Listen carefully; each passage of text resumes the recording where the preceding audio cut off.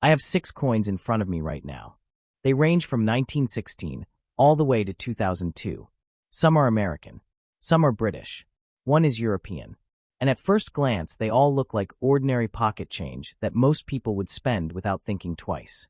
But hidden among these 6 coins are minting errors, rare dates, and tiny details that turn worthless metal into thousands, and in one case over $100,000.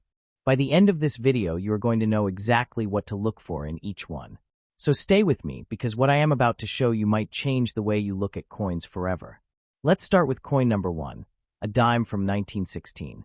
Now at first glance, this looks like just another old silver coin. 10 cents. Nothing special. But what I am about to tell you is going to blow your mind, because this coin, in the right condition with the right mint mark, has sold for over $100,000 at auction. Let me explain. The 1916 dime is what collectors call a mercury dime. But here is the thing. It is not actually mercury on the coin. It is Lady Liberty wearing a winged cap symbolizing freedom of thought. But because she looks like the Roman god Mercury, the nickname stuck. And it has been called the mercury dime ever since. Now in 1916, 3 mints were producing these coins. Philadelphia with no mint mark, Denver with AD, and San Francisco with an S. All 3 mints struck dimes that year. But the numbers, the mintage numbers, are wildly different. And that is where the value comes in. Philadelphia produced over 22 million dimes in 1916. Denver produced around 264,000. But San Francisco only produced 264,000 as well. Wait, no, let me correct that. Denver actually struck over 9 million. But San Francisco struck only 264,000 coins.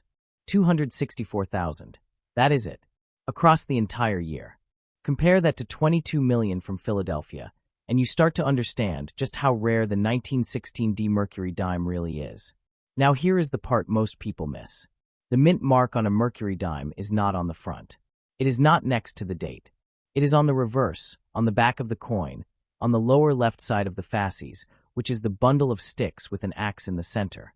You need to flip the coin over and look very carefully, because that tiny letter, that D or S, is the difference between 10 cents and $10,000. A 1916 Philadelphia dime with no mint mark in average circulated condition is worth about $5 to $10. Not bad for a dime, but nothing life-changing. A 1916 S from San Francisco in the same condition is worth $20 to $50 depending on where. But a 1916 D from Denver, that is the coin everyone is hunting for. In average circulated condition, a 1916 D mercury dime is worth $1,500 to $3,000. In better condition with clear details and minimal, where you are looking at $5,000 to $10,000. And in gem uncirculated condition, sharp strike, full luster, nowhere, certified examples have sold for over $100,000. $100,000 for a dime. But wait, because there is something else you need to know. Something that separates the real 1916 D coins from the fakes. Because this coin is so valuable, counterfeiters have been altering regular 1916 Philadelphia dimes for decades. They take a common no-mint mark coin, and they scratch or engrave a fake D onto the reverse to make it look like the rare Denver version. So if you find a 1916 dime with a D mint mark, before you celebrate, you need to check it carefully under magnification. A real D mint mark will have clean edges and consistent depth. A fake D will look scratched, uneven, or out of place compared to the rest of the coin.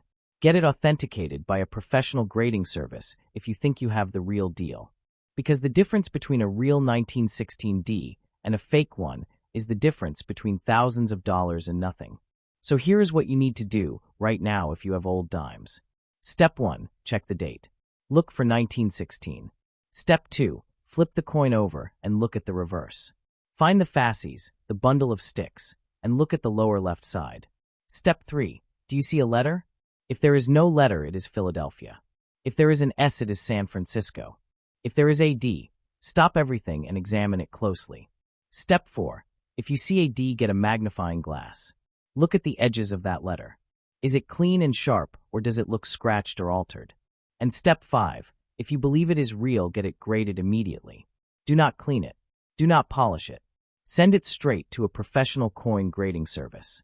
Because if you have a genuine 1916 D mercury dime in decent condition, you are holding a coin worth thousands. And if it is in top grade, you might be holding over $100,000 in your hand. Now we move from a dime worth $100,000 to a penny that has its own incredible story.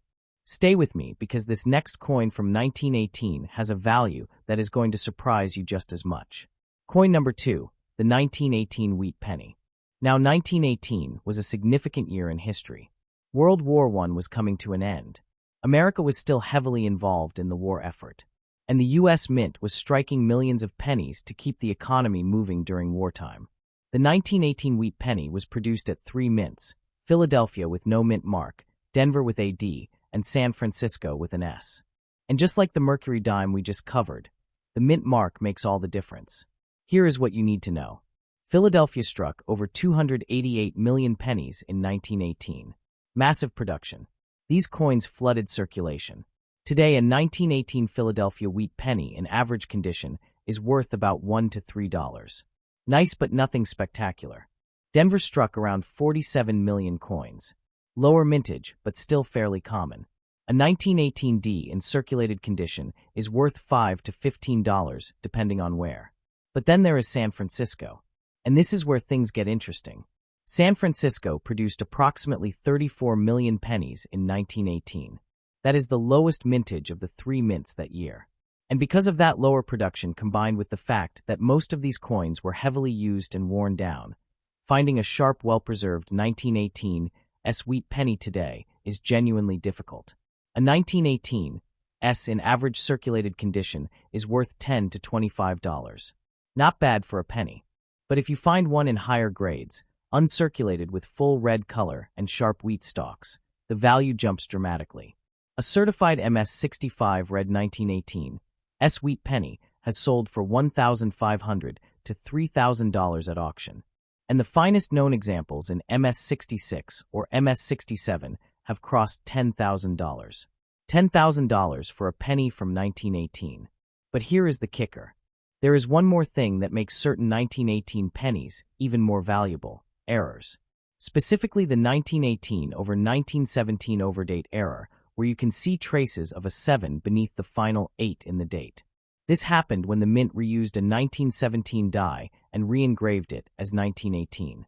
If you find a 1918 wheat penny with an overdate error, even in circulated condition, you are looking at $500 to $2,000 depending on how clear the overdate is.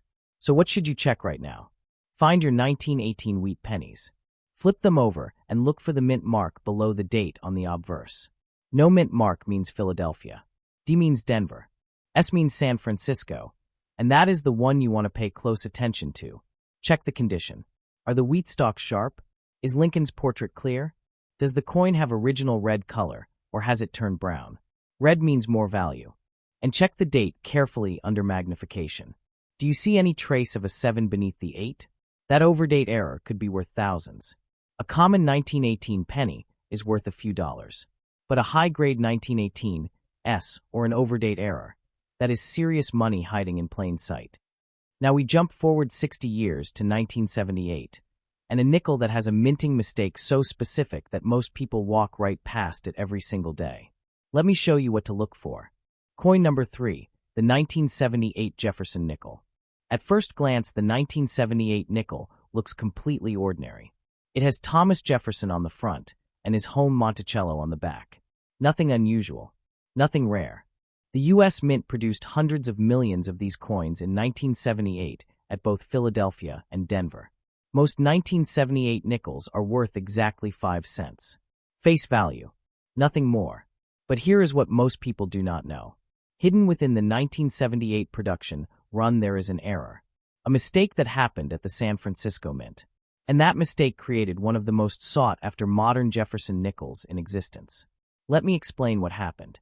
In 1978, the San Francisco Mint was supposed to be producing only proof coins for collectors, not circulation strikes.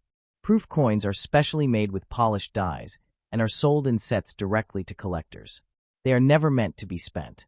But somehow a small number of 1978 S nickels were struck on regular circulation quality planchets and accidentally released. These coins have the S mint mark indicating San Francisco, but they do not have the mirror finish of a proof coin. They look like regular circulation strikes. This should not exist. But it does.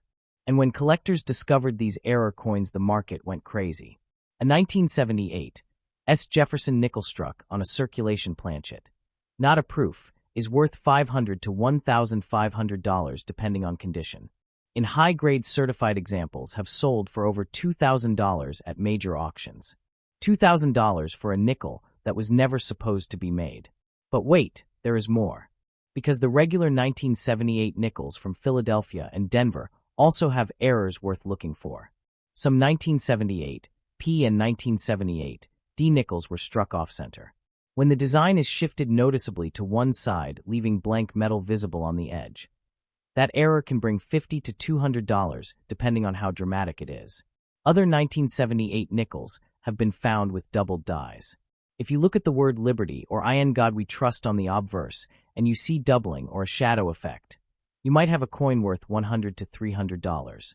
And then there are wrong planchet errors, where a 1978 nickel was struck on a dime planchet or a penny planchet. These are extremely rare and can sell for $500 to $1,000 when authenticated. So what should you check right now if you have 1978 nickels? First, look for the mint mark. It is on the obverse on the right side next to Monticello. If you see an S, stop everything. Look at the coin's finish. Does it have a mirror-like proof surface, or does it look like a regular circulation coin? If it looks regular, get it checked immediately because you might have the rare circulation strike error. Second, check the alignment on both sides. Is the design centered or shifted to one edge? Off-center means value. Third, examine the lettering under magnification. Look for any doubling in Liberty, Indiana God We Trust, or the date. Doubled dies exist on 1978 nickels, and they are collectible. And fourth, weigh the coin. A standard Jefferson nickel weighs exactly 5 grams. If it weighs significantly less, it could be struck on a wrong planchet. A regular 1978 nickel is worth 5 cents. But an error version, especially the 1978 S circulation strike, could be worth thousands. Now we leave America and cross the Atlantic to Britain, because the next coin on our list is a British 2 pence from 1979, and it has an inscription error that collectors are willing to pay serious money for.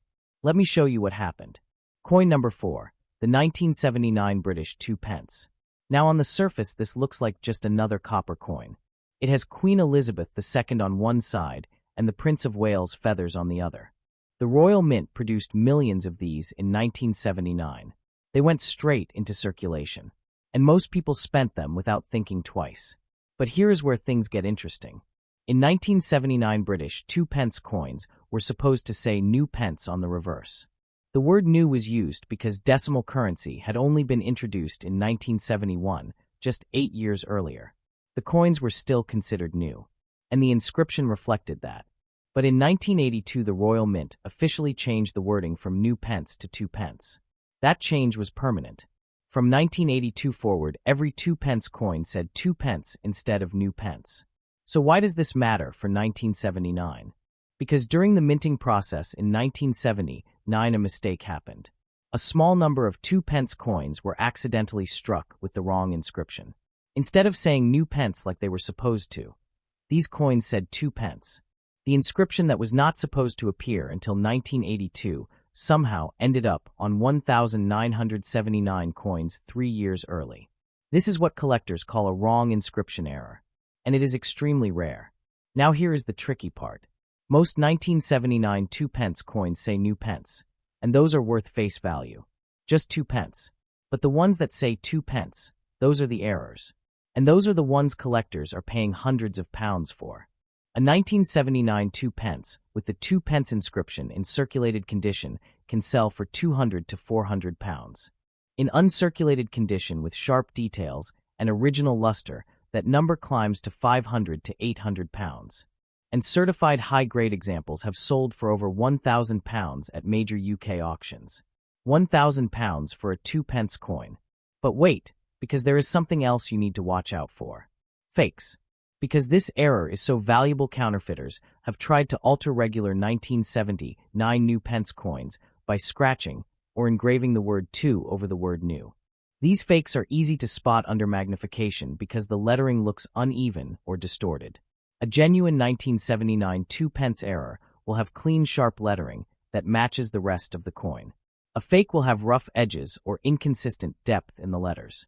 So what should you do right now if you have British 2p coins? Step 1.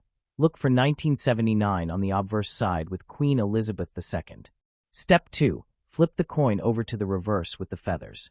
Step 3. Read the inscription carefully. Does it say new pence or 2p? If it says new pence, it is a regular coin worth 2p. If it says 2p, stop everything. Examine it under magnification. Check that the lettering is clean and original. And if it looks genuine, get it authenticated and graded immediately because you are holding a coin worth hundreds of pounds. Also check for other errors on 1979 coins. Off-center strikes, doubled dies, and clipped planchets have all been documented on 1979 2p coins. These errors add value on top of an already collectible date. The bottom line is this. A regular 1979 2p is worth 2p. But the wrong inscription error, the 1979 coin that says 2p instead of new pence, is worth serious money. And the crazy part is these coins are still out there. They are sitting in jars, wallets, and old collections. People spend them every day without ever realizing what they have. So check your copper coins. Look for 1979 and read that inscription carefully. Because one word, new versus two, is the difference between pocket change and hundreds of pounds. Now we move forward to 2002 and another British coin, the 20p. And this one has minting errors that have been making collectors very happy. Let me show you what to look for. Coin number 5, the 2002 British 20p. The 20p has a unique 7-sided shape that makes it instantly recognizable. It features the Crown Tudor rose on one side and Queen Elizabeth II on the other. In 2002, the Royal Mint produced approximately 93 million of these coins. They flooded circulation across the UK.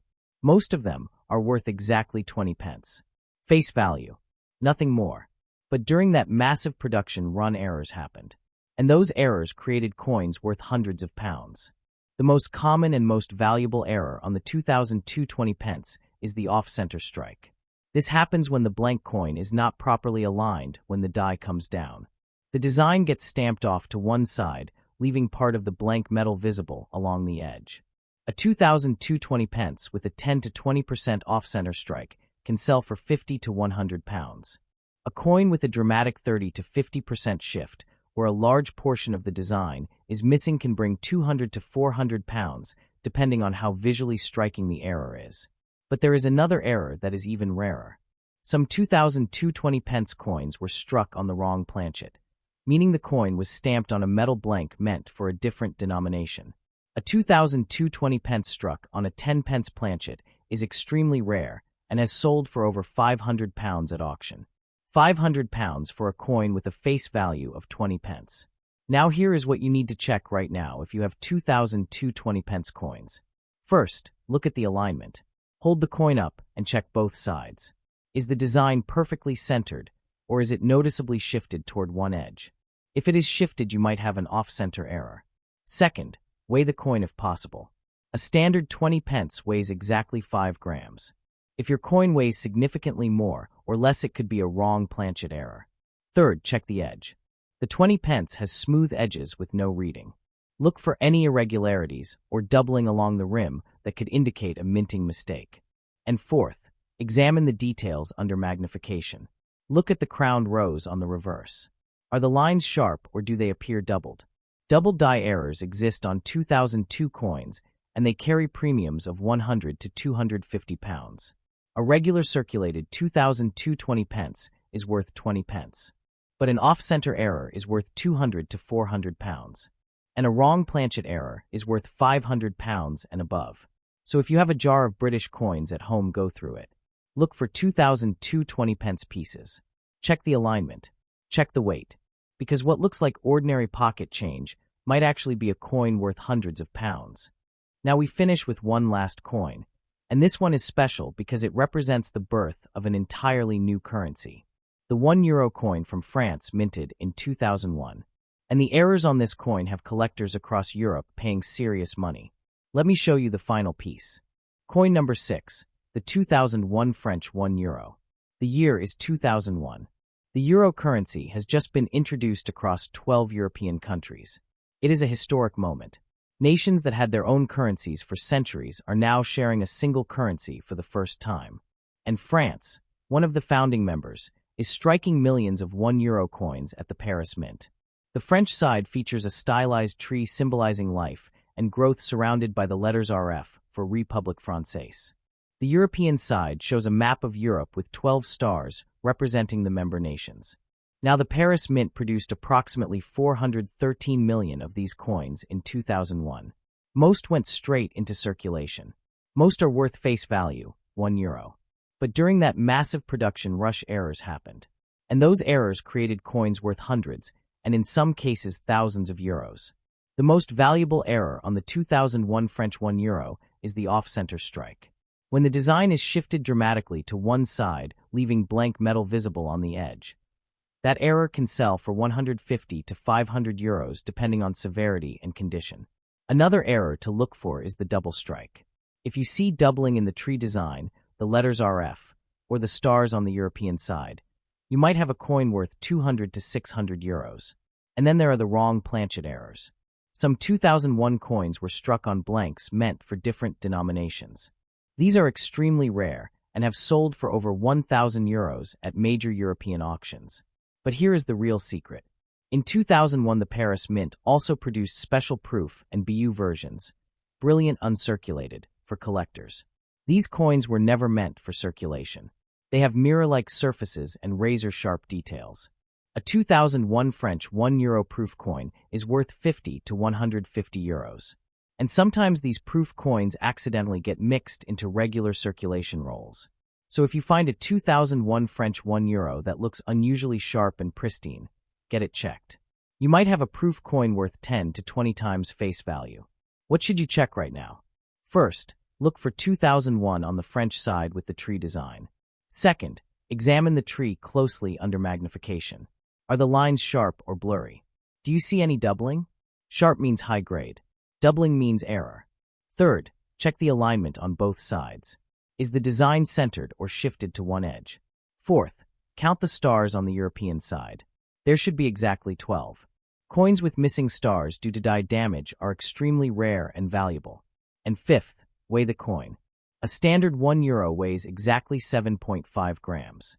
Wrong weight means wrong planchet. Wrong planchet means serious money. A regular circulated 2001 French €1 is worth €1. But an error version can be worth 150 to 600 euros. A proof coin is worth 50 to 150 euros. And a major error like wrong planchet or missing design element has sold for over 2,000 euros. 2,000 euros for a coin with a face value of €1. That is the power of knowing what you are looking at. So there you have it. 6 coins. 6 different years.